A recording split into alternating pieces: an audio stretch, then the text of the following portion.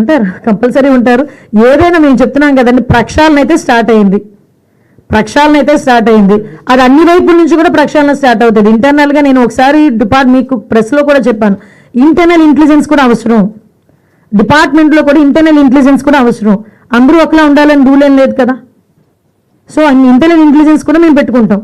ఎక్కడైతే ఇలాంటివి అందుకే మీకు చెప్పింది ఇందాక, చెక్ పోస్టుల దగ్గర సిసి క్యామ్స్ ఏంటి అని ఒకవేళ అడిగితే కనుక మేము ఇంటర్నల్ ఇంటెలిజెన్స్ అది ఏమో గబుక్మని అక్కడ ఉన్న గార్డ్ ఎవరు వదిలేస్తే పరిస్థితి ఏంటి?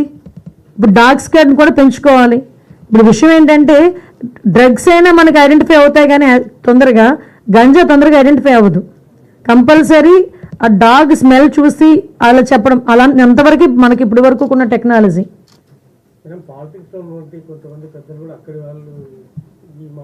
సార్ పాలిటిక్స్లో ఉన్న పెద్దలు ఏ పార్టీ వాళ్ళైనా సరే ఉపేక్షించే పరిస్థితి లేదు. చాలా క్లియర్గా చెప్తున్నాం. ఇందులో ఏ పార్టీ పలానా పార్టీ మా అధికార పార్టీ ప్రతిపక్ష పార్టీ అన్నా కూడా ఇందులో అసలు 80% టాలరేట్ చెయ్యం.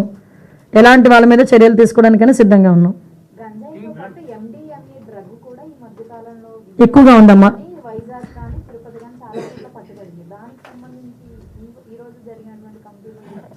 యాక్చువల్గా లాస్ట్ టైం మనకి సిబిఐ ఎంక్వైరీకి ఇచ్చారు. అది మనకి వైజాగ్లోని ఇంచుమించుకు ఒక 25,000 కేసెస్ అక్కడ దొరికింది, మనకి డ్రగ్ దొరికింది.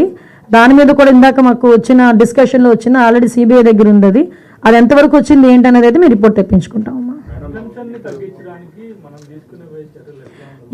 ఏముందండి, ఇప్పుడు బయట నుంచి ఒక్కసారి స్ప్రెడ్ అయిపోయిన తర్వాత అది రూట్ లెవెల్లోకి వెళ్ళిపోయినప్పుడు మనం ఏదో చెప్పాను కదా, ఒక సోషల్ రెస్పాన్సిబిలిటీ ఉండాలి, పీపుల్ పార్టిసిపేషన్ ఉండాలి.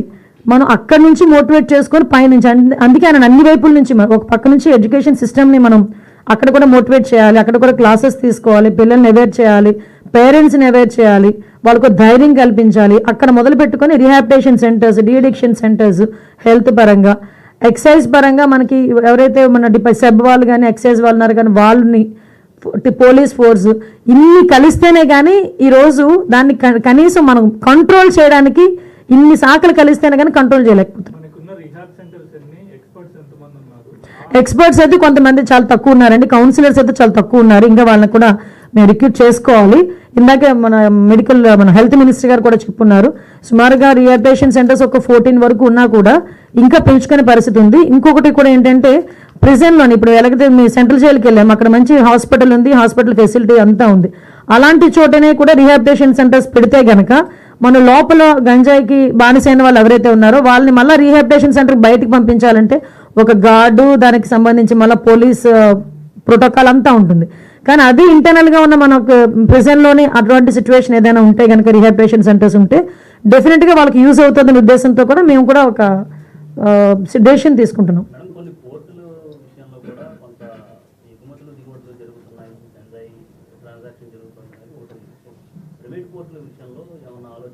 లేదండి, ప్రతి చోట కూడా భద్రత అయితే చాలా కట్టుదిట్టం చేసే ఏర్పాటుకి ఆల్రెడీ మాట్లాడుకున్నాం. ఎక్కడా కూడా అంటే స్టార్ట్ చేసాం, వారైతే స్టార్ట్ అయింది, 80% వారైతే స్టార్ట్ అయింది. డెఫినెట్గా దీన్ని ఫుల్ఫిల్ చేస్తాము విత్ పబ్లిక్ పార్టిసిపేషన్.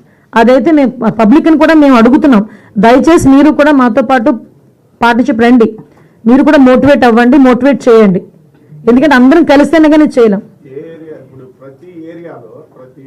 ప్రతి ఏరియాలో ఒక నిర్మానుష్య ప్రాంతం ఉంటుంది కదా, అది ఒకప్పుడు ఓన్లీ అసాంఘిక శక్తులు, పెద్దవాళ్ళు మద్యం తాగడానికే వినియోగించేవాళ్ళు.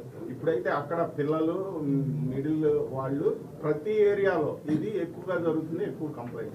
ఎస్, మీరు అన్నది కరెక్ట్ అండి. ఎందుకంటే లాస్ట్ టైం చీరాలో జరిగిన ఇన్సిడెంట్ కూడా మేము చూస్తే ఒక స్కూల్ వెనకాల బుషెస్లో జరిగింది. అక్కడే వాళ్ళు ఎప్పుడు కూడా రెగ్యులర్గా ఉండేది. మేము ఆ రోజు కూడా మేము డిపార్ట్మెంట్ వాళ్ళతో మాట్లాడి, పంచాయతీరాజ్ డిపార్ట్మెంట్ వాళ్ళతో కూడా మాట్లాడి ఏదైతే జంగిల్ క్లియరెన్సెస్ చేయాలి. ఇంకోటి ఏంటంటే కొన్ని రిస్ట్రిక్టెడ్ ఏరియాస్ ఉంటాయి, అటువంటి ఏరియాస్లో కూడా మ్యాక్సిమం ఈ టాస్క్ ఫోర్స్ ఏదైతే నైట్ బీట్లో తిరుగుతున్న పోలీసులు కూడా వాటి మీద ఎక్కువగా టార్గెట్ చేయడం. అందుకే లాస్ట్ టైం మీకు చెప్పాను, 8 తర్వాత అటువంటి ఏరియాస్లో కనుక జనాలు ఉంటే వాళ్ళని చెదరగొట్టడం, వాళ్ళని కొంచెం వాళ్ళని ప్రివెంట్ చేయడం అది చేయాలి అని చెప్పేసి మేము లాస్ట్ టైం అనుకున్నాం. ఇవన్నీ కూడా ప్లాన్ ఆఫ్ యాక్షన్స్లో ఉన్నాయండి. మైన్యూట్ థింగ్స్ అని మీకు చెప్పలేదు అంతే.